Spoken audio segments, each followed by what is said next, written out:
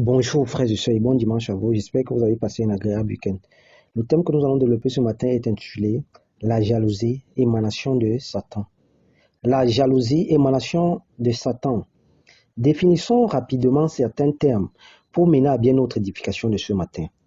La jalousie, c'est un sentiment négatif, un dépit que l'on a de ne pas obtenir ou posséder ce qu'un autre obtient ou possède, comme la richesse, les succès, la gloire, l'amour, les dons, etc., etc. Sur le plan sentimental, c'est la crainte que la personne aimée éprouve un sentiment de préférence pour quelqu'un d'autre. En fait, la jalousie, c'est un sentiment négatif qui a trait aux émotions et qui amène la haine, la concurrence, des frustrations, parce qu'on va se dire pourquoi pas moi, pourquoi l'autre, pourquoi mon frère, pourquoi ma soeur. Et émanation ici signifie ce qui dérive, ce qui procède de quelqu'un, ce qui dérive, ce qui procède de quelqu'un. C'est ça l'émanation en fait. Et enfin, nous avons le terme Satan. C'est un mot hébraïque en fait, c'est un mot hébreu qui est resté intact, comme Amen. Satan, c'est un mot hébraïque, resté tel quel, qui renvoie à l'ennemi, qui renvoie à l'adversaire. Et pour illustrer notre thème, plongeons-nous immédiatement dans les Écritures. Pourquoi? Parce que seules les Écritures peuvent nous donner la capacité de détecter ou bien de connaître qui est jaloux ou pas. Comment se manifeste la jalousie? Parce que les hommes camouflent, les hommes sont très malins. Quelqu'un peut être jaloux de toi, mais il va toujours te faire croire que non, il est ton ami, machin, ceci. Mais les Écritures ne mentent pas.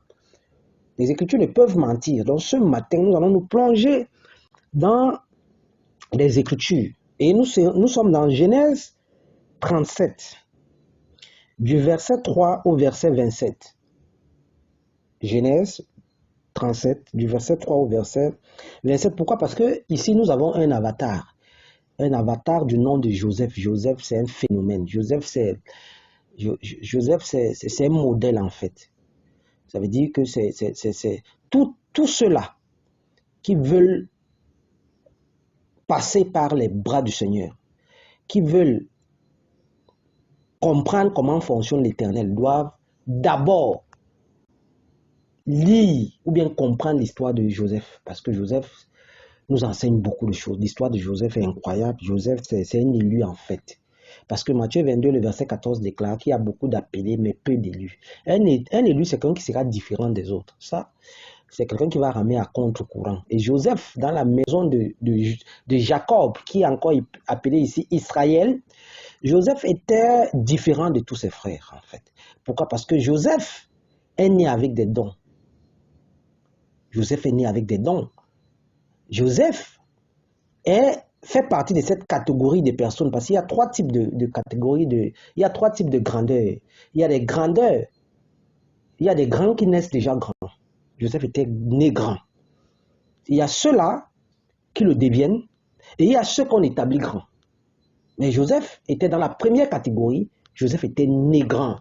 Quand on est né grand, personne ne peut rien contre cela, personne. On peut retarder, on peut freiner, on peut manipuler, on peut bloquer, on peut faire la petite comédie, les petites jalousies, là, ça ne peut pas freiner la grandeur de celui qui est déjà né grand.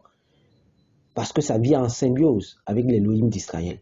C'est le Saint-Esprit qui le guide, c'est le Saint-Esprit qui le canalise, c'est Dieu qui a sa main, il inspecte jour et nuit. C'est ce qui s'est passé ici avec Joseph.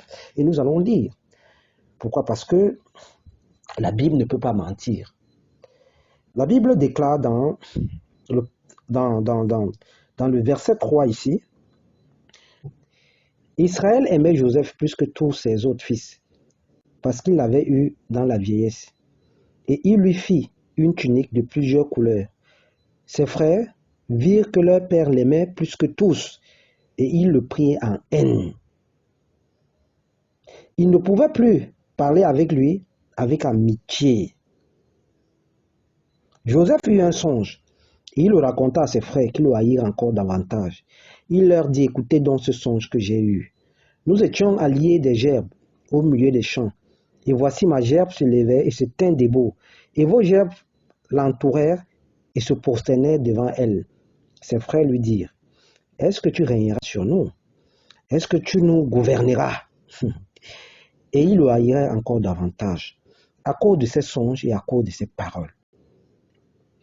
Il eut encore un autre songe, et il le raconta à ses frères. Il dit, j'ai eu encore un songe, et voici le soleil et la lune, et 11 étoiles se prosternaient devant moi. Inconsciemment, Joseph relatait ses rêves, parce qu'il était inconscient en fait. Il ne faisait que relater ses rêves, détailler, ne sachant pas que ses frères étaient jaloux, ne sachant pas que ses frères avaient déjà une haine dans leur cœur. Pourquoi? Parce que Joseph était une étoile. C'est ça le problème. La problématique avec les gens qui sont jaloux, ou bien des gens qui combattent la lumière, c'est qu'ils n'acceptent pas la gloire de Dieu. Parce que Joseph, en fait, était un monument. Joseph est un frère béni de Dieu. Et Joseph est une étoile, le type de personne qu'on doit encadrer.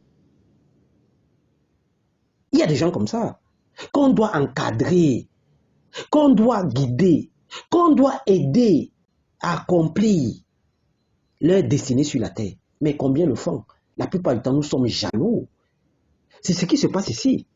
Avec Joseph et ses frères, des simples rêves, les gens sont déjà jaloux. Aujourd'hui, la jalousie est devenue monnaie courante. On est jaloux de tout. Parce que ce verset-ci interpelle tout enfant de Dieu. Pourquoi sommes-nous si jaloux? Quelqu'un s'habille bien, tu es jaloux. Quelqu'un passe à la télé, tu es jaloux. Quelqu'un te dit même bonjour, simplement parce qu'il a une belle maison, simplement parce qu'il a une nouvelle voiture, tu trouves ça que c'est un problème. Pourquoi sommes-nous si jaloux? Et tout enfant de Dieu qui est jaloux, c'est l'émanation de Satan. C'est l'émanation de la sorcellerie. C'est l'émanation de l'adversaire, de l'ennemi. Il est ennemi même de Dieu, avant d'être ennemi de son frère ou de sa sœur. Pourquoi sommes-nous si jaloux? Voici les frères de Joseph. Joseph raconte juste des simples rêves qui n'ont rien à voir avec le réel, pour l'instant. Mais ses frères sont déjà frustrés. Ils planifient déjà comment abattre Joseph. C'est ça le jaloux. Donc ceux qui disent, oh, moi je ne suis pas un sorcier. Si tu es jaloux, tu es un sorcier. Tu m'excuses mon frère.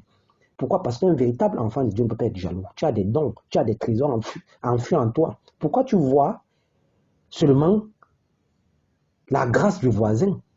Tu as des trésors en toi, développe-les. Travaille. Utilise tes dons dans le bon sens pour émerveiller les autres, pour amener les autres à te respecter, au lieu de focaliser tes regards sur ton pauvre frère qui ne t'a rien fait, sur ta sœur qui est brillante parce qu'elle est née avec la grandeur. Ce que tu peux faire, quand bien même tu n'as pas cette grandeur, c'est de l'accompagner. La jalousie ne nous aide pas. La jalousie ne nous aide pas. Mais ici, il a souligné, il y a quelque chose que nous devons souligner, c'est que Joseph aussi, ici, a fait une grosse erreur. Et c'est ce message que le Seigneur a envoyé ce matin. Et ce message se trouve dans le Proverbe 18, le verset 21, qui déclare: la mort et la vie sont au pouvoir de la langue. Quiconque l'aime en mangera le fruit. Voici un exemple palpable. La mort et la vie sont au pouvoir de la langue. Si Joseph l'avait bouclé, ce qui sauve Joseph ici, c'est que c'est un élu, mais toi, mon frère, toi, ma soeur, le message que le Seigneur t'envoie ce matin, c'est que cache tes projets. Laisse-moi cette histoire que non, c'est la famille. Tu ne sais pas qui est qui. La jalousie n'a pas de couleur. La jalousie n'a pas de visibilité. Quelqu'un peut marcher avec toi, ça peut être un conjoint, ça peut être une conjointe, ça peut être un ami, ça peut être une sœur, ça peut être un frère, ça peut être même tes propres parents. Il faut dire les choses, parce que les gens n'aiment pas ça. Ils aiment le pipeau, ils aiment accuser tout le monde, alors que des fois, le mal ne vient pas de très loin. C'est pour cette raison que voici un message fort ce matin. Joseph et ses frères. Joseph et ses frères. Joseph n'avait même pas encore accompli sa destinée. Les simples rêves, l'étoile de Dieu, la grâce de Dieu pour dire, bon nombre aurait dit, Seigneur, qu'il en soit ainsi. Si notre frère peut avoir cette lumière, cette grâce, qu'il soit béni combien. Aujourd'hui, quand ton frère travaille, tu ne travailles pas, c'est un problème. Tu pries, les gens font des messes noires. Des gens font des messes noires. La jalousie est partout. Rares sont ceux-là qui donnent un bon témoin des autres. Ils sont rares. On combat tout. On combat. Mon frère, je vais te dire quelque chose ce matin. Tu ne peux pas combattre la lumière.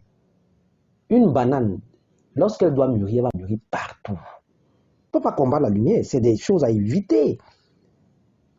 C'est des choses à éviter. Dans le verset 18 de Genèse 37, voici ce que la Bible déclare. Ils le virent de loin, parce que Israël, leur père Jacob, les avait envoyés. Et les frères de Jacob, les frères de Joseph sont partis en avant. Et le père a maintenant envoyé son Benjamin d'aller voir ce qui se passait en fait. Et dans le verset 18, voici ce que déclare la Bible. Ils le virent de loin, et avant qu'il fût près d'eux, ils complotèrent de le faire mourir.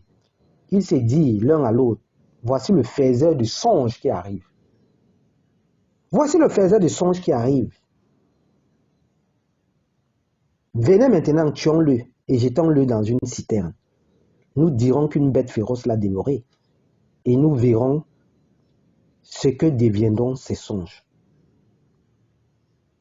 Dans le verset 23, lorsque Joseph fut arrivé auprès de ses frères, ils le dépouillèrent de sa tunique, de la tunique de plusieurs couleurs qu'il avait sur lui.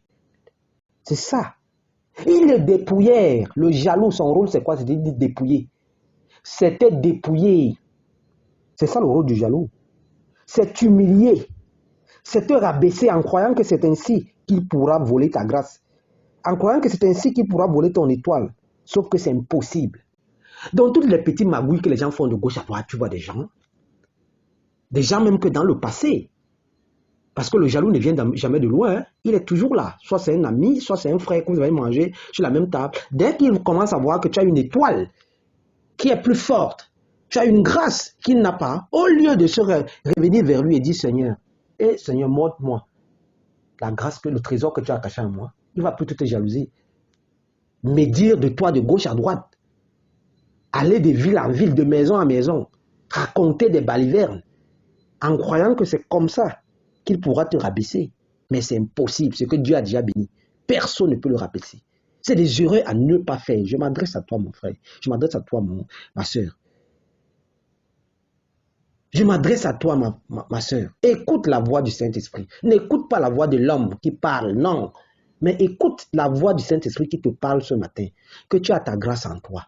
Recherche ce que Dieu a mis en toi. Et développe ce que Dieu a mis en toi. Arrête la jalousie. Et si tu l'as fait dans le passé, la repentance, ça ne sert à rien. On ne combat pas la lumière. On ne combat pas le Saint-Esprit. On ne combat pas la gloire de Dieu. Tu ne peux pas. C'est un combat perdu d'avance. Le Seigneur va faire passer la personne que tu jalouses tant, peut-être pas les tribulations parce que tu l'as mis dans les problèmes. Peut-être parce que tu l'as désavoué. Mais le Seigneur va restaurer la personne. C'est ça. Il y a toujours le temps de Dieu, le temps kairos. Le temps où, bon non parce que non, c'est fini. Mon frère, ne sois pas jaloux de ton frère. Ne sois pas jaloux de ton ami. Ne sois pas jaloux de la femme de ton frère, ni la femme de ton ami. Parce qu'il y a des jaloux aujourd'hui dans toutes les sphères d'activité. La jalousie est devenue un problème. Un véritable problème. Nous sommes jaloux aujourd'hui de tout. Même des petits enfants. Et la jalousie passe aussi par l'orgueil. C'est le cas de Saül et de David. Ce dernier va devenir ennemi de David par orgueil. Pourquoi? Parce que dans 1 Samuel 18, le verset 6 à 8, l'orgueil de Saül l'a poussé à la jalousie. Et l'orgueil ici, c'est quoi? C'est une vanité qui porte à se mettre au-dessus des autres. Opinion très avantageuse, le plus souvent exagérée. qu'une personne a de sa valeur personnelle au détriment de la considération due à autrui. L'orgueil. C'est l'orgueil qui nous amène à faire du n'importe quoi. Simplement parce qu'on appréciait David. Et c'était les femmes qui chantaient de partout que Saül a frappé ses 1000 et David ses 10 000. Et David ses 10 000. C'est ce qui a énervé le roi. La jalousie est entrée dans son cœur. Par orgueil, parce qu'il ne faut pas apprécier quelqu'un d'autre. C'est comme ça que bon nombre d'entre nous sommes. On se cache là, on masque. Tu vois quelqu'un, il entre chez toi, il fait semblant. Il voit ta fille, il voit ton fils, il est jaloux. Dès que tu essaies de réussir, il est jaloux. Il fait semblant là, comme s'il souriait la nuit. C'est les messes noires, c'est la sorcellerie qui commande. C'est le poison que les gens ont au niveau des mains pour t'empoisonner. Mon frère, ma soeur, la jalousie nous amène nulle part. Galates 6, le verset 7 à 8 déclare: ce qu'un homme aura sémé, il le moissonnera aussi. Si tu sèmes la jalousie, la haine, la médisance, c'est ce que tu vas récolter. Parce que la parole de Dieu nous est prêchée tous les jours. La repentance, la repentance. Personne n'y prête attention. Change ta pensée, change tes actions. Dis à Dieu que tu regrettes. Personne n'accepte cela. On fait la comédie, là, on essaye de faire comme si peut-être, alors que la jalousie, c'est un poison mortel. D'autres sont devenus des colombes aujourd'hui, des femmes et des hommes. On suivait les téléphones de nos maris, des maris, des femmes. Tout ça à cause de quoi? De la jalousie. Ça n'aide pas la repentance. Bon dimanche et bon début de semaine. C'est ce thème qu'on avait à découvrir ce matin. Merci.